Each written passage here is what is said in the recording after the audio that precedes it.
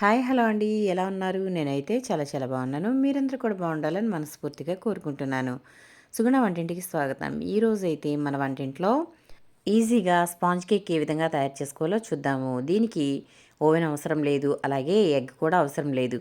అది ఏ విధంగా అనుకుంటున్నారా? పాన్లో కేక్ అయితే తయారు చేసుకుందాం. మరి అది ఏ విధంగా తయారు చేసుకోవాలో చూసేద్దామా? Welcome back to my channel.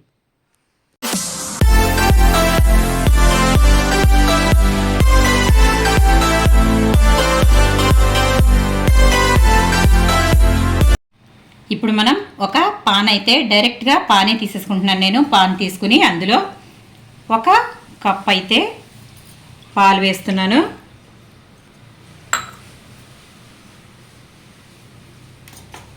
అలాగే పెరుగు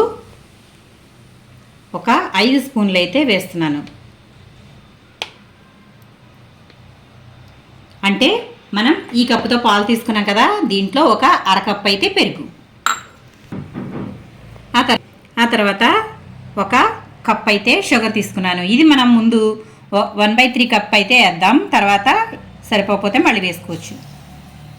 ఇదిగోండి, ఒక పావు వంతు అయితే ఉంచేసాను. ఆ తర్వాత కరిగించుకున్న బటర్, ఇది ఈ విధంగా బటర్ కూడా ఒక 5 స్పూన్లు అయితే వేసుకుందాం. ఇది మన ఇష్టం అండి, ఎంతైనా వేసుకోవచ్చు. మనం బటర్ ఎంత వేసుకుంటే మన కేక్కి అంత బాగుంటుంది. చూసారు కదా, నేనైతే ఒక 5 స్పూన్లు అయితే వేసాను. ఇప్పుడు ఇది మనం ఈ విధంగా బిస్కర్తో బాగా కలుపుకుందాం. ఇదంతా కూడా పంచదార బాగా కరిగే వరకు కలుపుకుంటే సరిపోతుంది.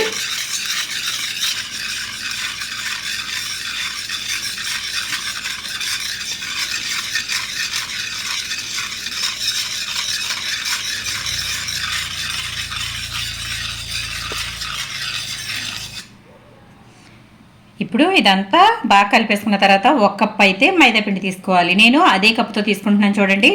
మైదా అయితే ఒక ఫుల్ కప్ అయితే వేసుకోవాలి. ఇప్పుడు ఒక పావు కప్ అయితే కోకో పౌడర్ వేస్తున్నాను. మీ దగ్గర కోకో పౌడర్ లేకపోతే కనుక మనం ఇంట్లో వాడుకునే బ్రూ పౌడర్ ఉంటుంది కదండి, కాఫీ పొడి, అది కూడా వేసుకోవచ్చు. ఇప్పుడు ఒక స్పూన్ అయితే నేను బేకింగ్ పౌడర్ వేస్తున్నాను. ఇది చిన్న స్పూన్ అండి, ఒకవేళ మీరు పెద్ద స్పూన్ తీసుకుంటే అర స్పూన్ అయితే వేసుకోండి. నేనైతే ఇక్కడ చిన్న స్పూన్ తీసుకున్నాను కాబట్టి ఒక స్పూన్ అయితే వేస్తున్నాను.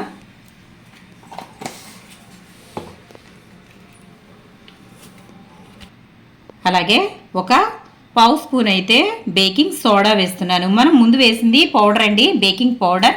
అలాగే ఇది తినే సోడా అంటారు కదా, ఆ తినే సోడా ఇది పావు స్పూన్ అయితే వేస్తున్నాను. ఇప్పుడు ఇవన్నీ బాగా కలుపుకుందాం.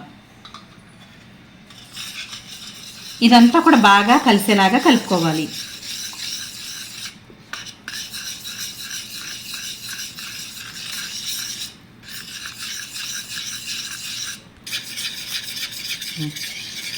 చూసారు కదా, మొత్తం అంతా కూడా చక్కగా అంతా కూడా కలిసిపోయింది.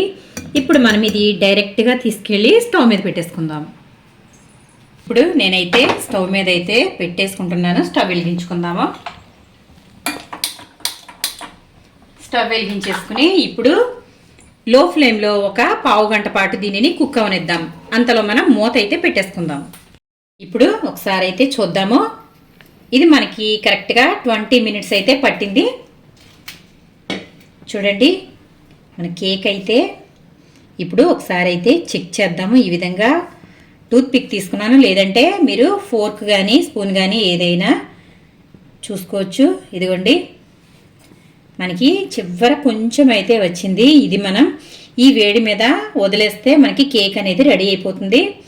ఇప్పుడు ఇంకొకసారి అయితే చెక్ చేద్దాము.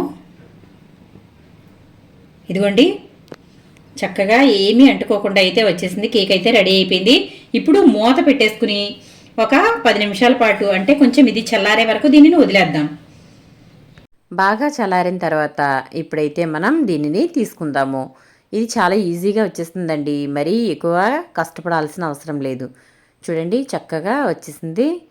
మనం పాన్ని డైరెక్ట్గా స్టవ్ మీద పెట్టేసాం కాబట్టి అడుగున కొంచెం మాడినట్టుగా అవుతుంది, కానీ కేక్ అయితే మనకి పర్ఫెక్ట్గా వచ్చింది.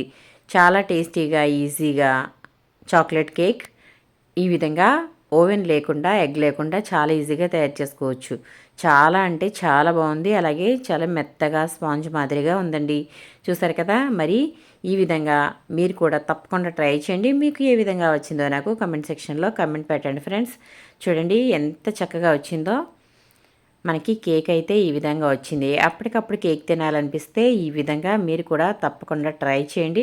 మీకు ఏ విధంగా వచ్చిందో నాకు కమెంట్ సెక్షన్లో కమెంట్ పెట్టండి. మరిన్ని మంచి మంచి వీడియోస్ కోసం సుగుణ వంటలు అయితే ఫాలో అవ్వండి ఫ్రెండ్స్. చూసారా, ఈ విధంగా మన స్పాంజ్ కేక్ అయితే చక్కగా వచ్చేసింది. మరి నచ్చిందా? నచ్చితే కనుక లైక్ చేయండి, షేర్ చేయండి, సబ్స్క్రైబ్ చేయండి.